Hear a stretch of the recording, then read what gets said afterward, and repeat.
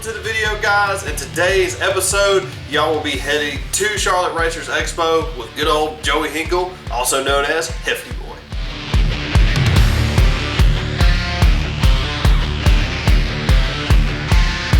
So guys, unfortunately, I was not able to stay at the trade show very long on Friday, and I couldn't be there Saturday because my coaching duties at the high school I'm at unfortunately required me to be at Tennessee. I say unfortunately, we did have a good time, but I was working that weekend at my part-time job. So I'm sorry if y'all wanted to come talk to me or anything like that, and I wasn't there. So I truly do apologize, and I feel bad for that, but unfortunately I did have to be in Tennessee. So with that being said, I'm gonna go ahead and kick the video off here. Thank you to Hefty Boy and his wife for helping me out on this trade show. They pretty much ran the booth while I wasn't there. So thank you guys so much for that if you're watching this. But anyways, on to the trade show. All right, so we're here, so we're gonna get inside and check everything out.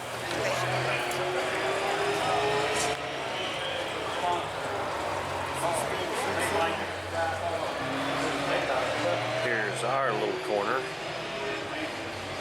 $40, $10, $10, $5, $5, So Joey's first stop was the auction. By the looks of the footage, there seemed to be a lot more stuff on Saturday. Granted, when I got there Friday, they were still loading all the stuff in, but it was pretty much the typical stuff that you see. There was a bunch of engine blocks and stuff like that, miscellaneous race car parts, body panels here and there. I didn't see as many tools as last year, but again, I did have to leave early from the trade show. But there was definitely some cool stuff. This is a pit cart. I thought that was pretty neat to see there. It looked like it was in pretty good shape. This is a open wheel modified.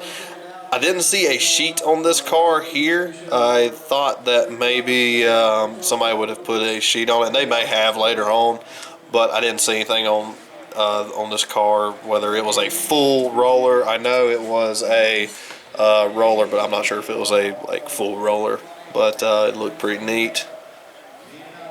There also seemed to be more asphalt stuff this year. I don't remember seeing this much asphalt stuff. There was a couple of dirt late models last year, but it was definitely cool. And this was a race-ready ARCA late model, and I believe it was a 604 crate engine in it, if I remember right, but it was pretty neat as well. We're here at the expo. We just ran into Slide Job Media. Glad to see y'all here. How you been? Been doing good. Seeing how we got going on take two now. But everything's been going good. We've been having a hectic off season. If you haven't been keeping up with us, we're down to a one-man crew now. Biggie moved back down to Florida. He's back down with his family, so I'm taking everything over 100%. But we have a good season coming up this year. Ton of racing, ton of plans coming up here and talking to everybody. Just, catching up with old friends. Absolutely. I was hoping to see the whole entire crew here, but they're on vacation. Having fun. But it's always good to see everybody here and shaking hands, kissing babies, all the fun stuff. Well, check them out this season. So it was pretty neat to see the Midnight Special drag car there. I think it's the first time I've seen a drag car there. But as you guys have seen, and pretty much from our other videos at the expo, there was just a bunch of different race car parts. So if you are building a race car, you can pretty much find what you need at this trade show and at trade show prices.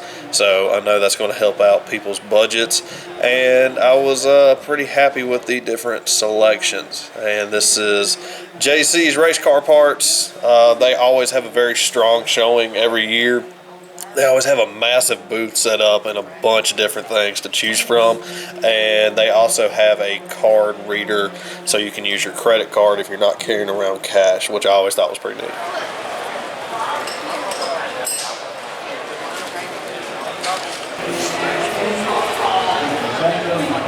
Yeah, we decided we just did a little bit of quartering. We do by hand. Yeah. It just gives us shortest thing to equal ball. There you go. Might as well get an action shot, right? Whoop, wrong way.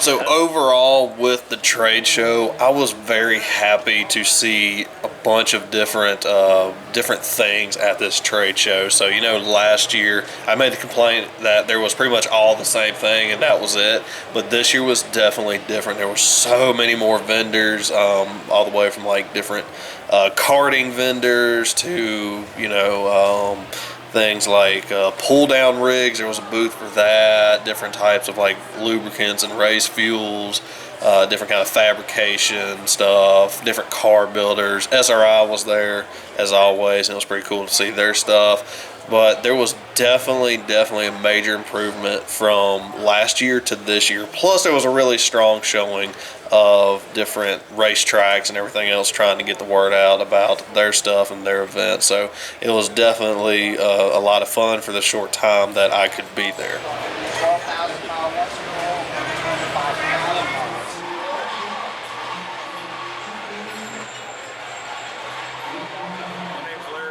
Racing radio, race car equipment. I do headsets, car harnesses, push to talk, custom ear molds, anything for racing. If you need me, give me a call, 704-791-9480. Thank you very much.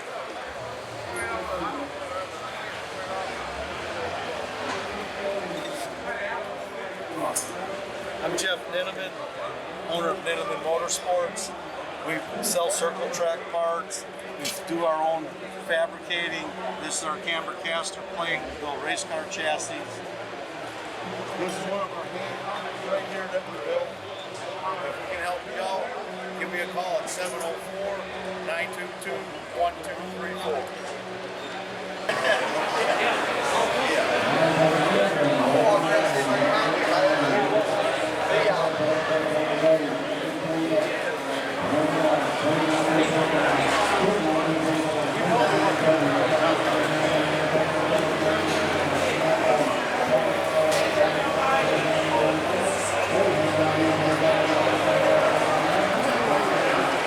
We also ran into Tom and Missy hanging out up here at the expo. Just want to welcome everybody to the Charlotte Racing Expo. This is the American Crate All-Star Series announcer, Walter Tapp.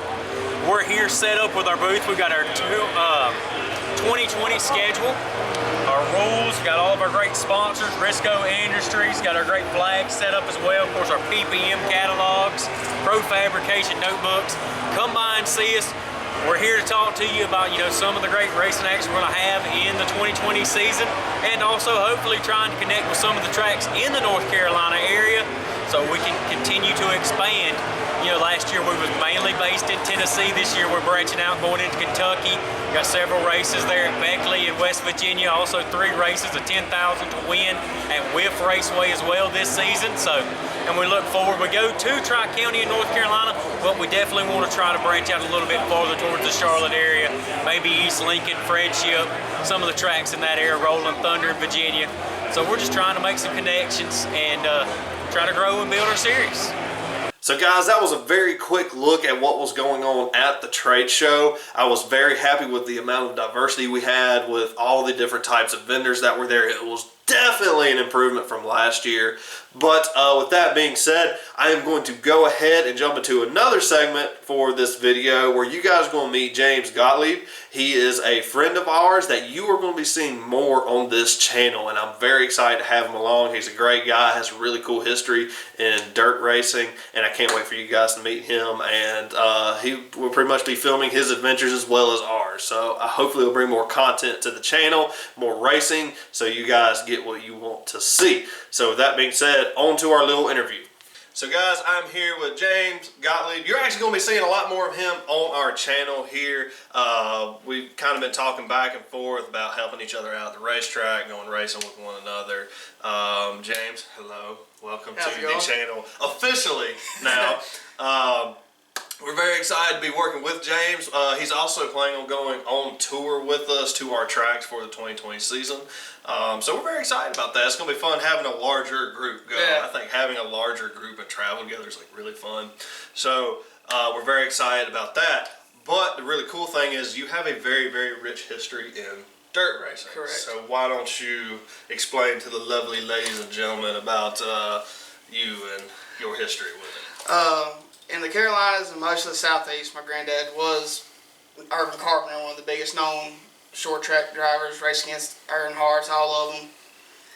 And came into a little bit of a, he passed away, and we decided afterwards that the family wanted to start racing again. Oh, okay. And we decided I'm the only one that's actually got the guts to actually get inside a car. Yeah. So James runs the 75. It was black and purple. Correct. Last year. But you're changing the color scheme. Yep. You guys will see that once he gets the car finished. He races in the Thunder Bomber division at pretty much all 3 tracks around here: Carolina, Cherokee, Lancaster. We're very excited to see the new car. Your car this year, however, was pretty messed up at the end of the season. That ended the life of that car. Correct. So